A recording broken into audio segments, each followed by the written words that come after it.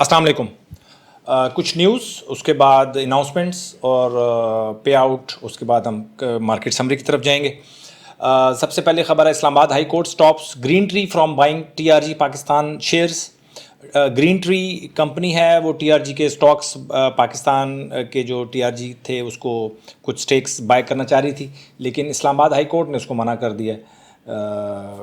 तो ठीक है जी। और ये टीआरजी हमेशा से जो है ना, इस तरह की ख़बरों के जद में रहा है हमेशा से, 2-3 साल से। इसी वजह से ये स्टॉक ख़राब है, परफॉर्मेंस का तो पता नहीं चलता। तो इसी तरह की जो है ना सियासत इसके अंदर बहुत ज़्यादा है। मेरा पसंदीदा स्टॉक है, लेकिन बिल्कुल भी रिकमेंडेड नहीं है कि आप इसमें लॉन्ग टर्म या शॉर्ट टर्म काम करें। बहुत नुकसान करता है। इसके बाद एक clever Pakistan shift focus from food to petroleum business. पिछले 1-2 साल से 3 साल से आपने देखा होगा कि बिजनेस कंपनीज जो हैं वो अपना बिजनेस चेंज कर रही होती हैं।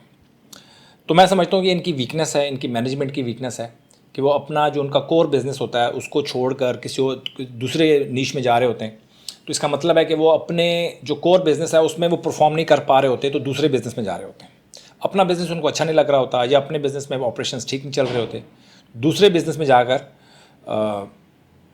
मतलब इसका मतलब यही है कि अपना जो उनका कोर बिज़नेस है उसमें उनकी गुंजाइश उनको कम नज़र आती है, दूसरे के बिज़नेस में ज़्यादा नज़र आती है। तो ये एक वीकनेस है। इसके बाद है जी, पाक electron inter strategic partnership with Electrolux से उनकी कुछ स्ट्रेटेजिक पार्टनरशिप हुई है जी, ठीक है।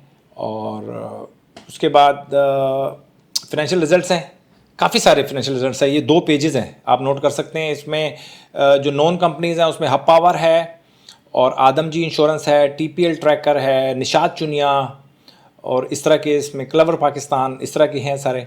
और जिन्होंने पे आउट किया है वो ये तकरीबन 8 कंपनीज़ हैं। ईएफयू जनरल इंश्योरेंस ने ₹5.5 डिविडेंड दिए हैं, सफ़ायर टेक्सटाइल ने ₹25.5 डिविडेंड दिया है, सियान लिमिटेड ने ₹1 दिया है, ये 01.00 है। निशात चुनिया 1.0 ₹1 डिविडेंड दिया है। क्लेवर पाकिस्तान 25% बोनस है। हब पावर ₹5 डिविडेंड दिया है, और इसके अभी रिजल्ट्स भी हम आगे डिस्कस करते हैं। आदमजी लाइफ इंश्योरेंस ₹1 डिविडेंड दिया, और जुबली लाइफ इंश्योरेंस ने ₹10 डिविडेंड दिया है। इसके बाद आदमजी की अर्निंग अच्छी आई है जी, 6.22, 3.63 के अगेंस्ट 6.22 अर्निंग आई है इसकी, और ठीक है। इसके बाद हब पावर की जो 3 मंथ्स क्वार्टरली जो आई है वो 4.49 आई है। 8.38 थी, 4.49 कम हुई है। लेकिन जो हाफ ईयरली है वो ₹11.5 थी पहले, अब 10.49 आई है। तो ठीक है, मतलब नॉट बैड।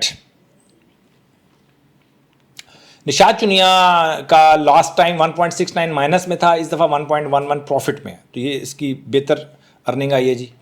और इसके बाद फिर हम चलते हैं, ये हो गया जी हमारा न्यूज़ का सेक्शन। अब हम चलते हैं मार्केट समरी की तरफ। अच्छा जी, सबसे पहले मार्केट आज तकरीबन 665 पॉइंट माइनस क्लोज हुई है। बहुत वोलेटाइल रही मार्केट, 234 पॉइंट प्लस भी थी एक वक्त में, उसके बाद मार्केट 678 पॉइंट माइनस क्लोज हुई है। आखिर तक पैनिक बरकरार था मार्केट का, गिरती रही है मार्केट। वॉल्यूम की बात की जाए तो 333 मिलियन का काम हुआ है, 312 मिलियन का काम 5 दिन का एवरेज चल रहा है। आज कुछ 2 दिनों से वॉल्यूम कुछ बेहतर है। लास्ट 2 डेज़ को देखें, पिछले 2 दिन से पहले जो 2 दिन थे उसमें वॉल्यूम बहुत कम था। ये जो 2 दिन गुजरे उनमें वॉल्यूम बेहतर हो रहा है, कंसेक्यूटिव बेहतर हो रहा है, ठीक है। और टर्नओवर कम है, वैल्यू कम है, ठीक है। और इसी तरह जिन्होंने टॉप कंट्रीब्यूटर्स जो हैं वो पाक जीपी, पीकेजीपी और synergy, ILP, TGL, national bank, ये हमारे टॉप कंट्रीब्यूटर्स हैं। और जिन्होंने माइनस में नेगेटिव कंट्रीब्यूट किया उसमें एंग्रो एच, ओजीडीसी, पीपीएल, मारी, पीएसओ, एचबीएल। तो आज सारे हैवी वेट स्टॉक्स जो हैं वो गिरे हैं जी, जिसकी वजह से मार्केट प्रेशर में थी बहुत ज़्यादा। मार्केट तो प्रॉब्लम में मुझे नज़र आ रही है, स्ट्रगल कर रही है मार्केट, ठीक है। अच्छा देखें, जब भी मार्केट बढ़ती हुई मार्केट हो ना, तो उसमें आपने सोचना ये है कि आपने पैसे कैसे बनाने, और जब मार्केट गिर रही हो तो फिर आपने पैसे बनाने के बारे में नहीं सोचना, अपने कैपिटल को सेव करने के बारे में सोचना है। ये सोच जो है ये आपको स्टॉक मार्केट में ज़िंदा रखेगी, ठीक है, खुश भी रखेगी और अफसरदा भी करेगी और ज़िंदा भी रखेगी और मार भी देगी। ये सोच को बेहतर करने की ज़रूरत है। अगर मार्केट स्ट्रगल कर रही है तो फिर आपने पैसे बनाने के बारे में नहीं सोचना, आपने कैपिटल सेव करने के बारे में सोचना है। और इसी तरह अगर मार्केट बढ़ रही है तो फिर आपने सोचना है कि पैसा बनाना कैसे है, ठीक है। तो कई दफ़ा ऐसा होता है कि आप एक्सेप्ट नहीं कर पाते, मार्केट बढ़ जाती है और आप कहते हो नहीं नहीं यार मंदी है, हमारी सूरत हाल ठीक नहीं है, मार्केट की, मुल्क की सूरत हाल ठीक नहीं है, सियासी सूरत हाल ठीक नहीं है, इन्होंने क्या करना है। और जब आप एक्सेप्ट कर लेते हो कि नहीं यार आप ठीक है, मार्केट ठीक है, उसके बाद मार्केट गिरना शुरू कर देती है और बहुत अरसे तक फिर डिनाइल मोड में रहते हैं कि नहीं यार मार्केट ठीक है, मार्केट ठीक है। तो टाइमली चीज़ों को, ये सोच ही है, मैं आपको बता रहा हूँ कि ये टाइमली चीज़ों को एक्सेप्ट करना। और जैसे मैं 1 महीना से ज़्यादा हो गया है, मैं आपको बता रहा हूँ कि मार्केट स्ट्रगल कर रही है, तो कुछ देख कर ही, मतलब जो चीज़ें मैं देख रहा होता हूँ, मैं अब किसी से पुशीदा नहीं रखता, सामने बता देता हूँ कि भाई इन रीज़न्स की वजह से मुझे लग रहा है कि मार्केट स्ट्रगल कर रही है। मेरा जर्नल मुझे बता देता है, मेरी जो कैटेगरी वाली जो लिस्ट है वो मुझे बता देती है कि मार्केट स्ट्रगल कर रही है। तो जब मार्केट स्ट्रगल कर रही है तो फिर हम पैसा नहीं बना सकते उससे, सिर्फ हम अपने कैपिटल को सेव कर सकते हैं। और अब आप, कोई बंदा बोलेगा यार ठीक है जब मार्केट स्ट्रगल कर रही हो तो काम ही ना करें, तो भाई पासा पलटते टाइम नहीं लगता, 2-3 दिन लगते हैं, पासा पलट जाता है। तो पासा पलटे तो हम गेम के अंदर इन हो, इसी वजह से हम मार्केट में इन रहते हैं। थोड़ा बहुत लॉस कर देना कोई इतना बड़ा प्रॉब्लम नहीं है। मैं बार बार कह रहा हूँ कि स्ट्रगल मार्केट में कैपिटल सेव इसलिए किया जा सकता है कि आप अपने हिसाब से काम करें, ठीक है। बहुत सारे स्टॉक्स हैं, जैसे आपने देखा होगा PSO, पाको, टेक रिफाइनरी और बहुत सारे स्टॉक्स हैं जिनमें हमारी बाइंग ट्रिगर ही नहीं होती, ठीक है, बाइंग ट्रिगर ही नहीं होती। तो ये एक स्ट्रेटजी बन सकती है। शुरू में प्रॉब्लम रही, अब आप देख लें कि बिल्कुल नो प्रॉफिट नो लॉस की तरफ जा रहे हैं। कल हम अपने जो जर्नल है उसको भी बड़े डिटेल से डिस्कस करेंगे।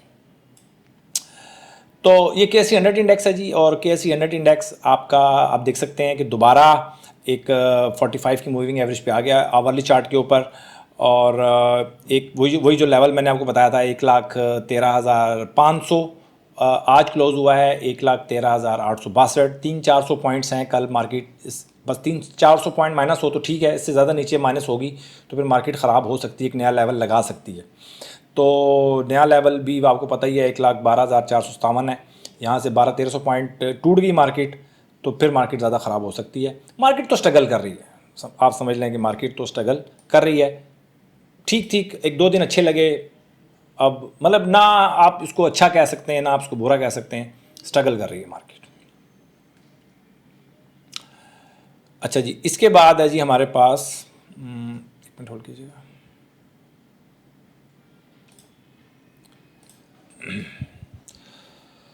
अच्छा जी, ये हमारा आवरली चार्ट हो गया जी। इसके बाद हम थोड़ा सा कैटेगरीज की तरफ चलते हैं। कैटेगरीज आप देख सकते हैं, GHGL की आज अलर्ट कैंडल बनी है। कैपको कैटेगरी A+ में है कल से, लेकिन बाइंग आज नहीं हुई थी, इसकी नेशनल फूड चल रहा है। और TGL फर्टिलाइज़र कैटेगरी A में है, इमेज है, लक्की सीमेंट है, PIBTL है, सिनर्जी है, DGKC है, FCEPL है, MLCF है, पावर है, SCBPL है। PIBTL की भी कोई न्यूज़ थी, वो आप जाके चेक कर लीजिएगा, मैं टीम ने मेरी नहीं उसको लगाया। PIBTL की भी एक न्यूज़ है छोटी मोटी। तो इस तरह की सूरत हाल चल रही है। कैटेगरी D में आप देख लें, कैटेगरी D में आदमजी इंश्योरेंस है, PSO है। देखें ऐसे स्टॉक्स कैटेगरी D में कितने अरसे से चल रहे हैं, जिनमें लोग रेगुलर ट्रेड करते हैं। लेकिन अगर आप सिर्फ इन कैटेगरीज को भी आप फॉलो करें तो आप बच सकते हैं। Meezan bank, Adamjee insurance, PSO, Airlink, Askari bank, अब हमारे आया था, ट्रिगर हुआ था, लेकिन स्टॉप लॉस के साथ बिक गया हमारा। स्टॉप लॉस के साथ क्या बिल्कुल पार पे बिक गया था और अब कैटेगरी D में चला गया है।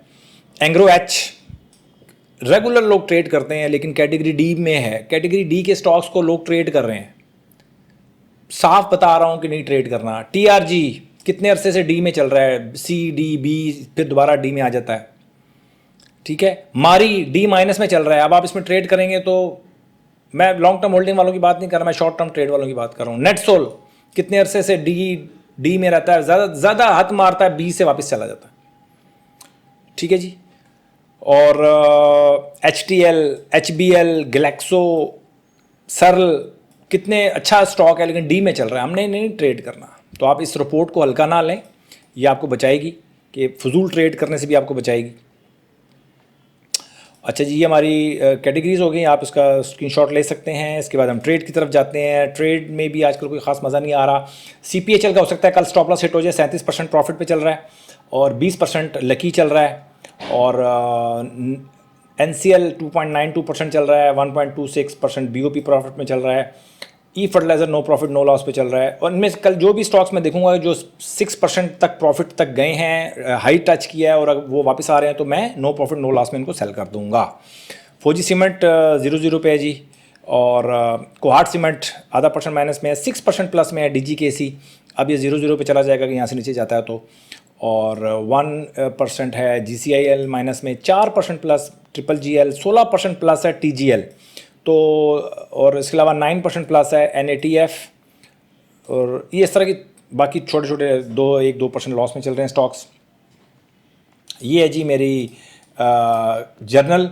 ये जर्नल बहुत काम का है, आपको कहीं जाने की ज़रूरत नहीं है भाई। इन्हीं में से जो मेरा जर्नल बनता है ना, इन्हीं में से जो स्टॉक्स हैं, इन्हीं में अगर आपने ट्रेड करना हो तो इन्हीं में से ही आपने ट्रेड करना है। कहीं और जाकर आप किसी और स्टॉक सिलेक्शन करेंगे तो फिर आपके लिए प्रॉब्लम रहेगी।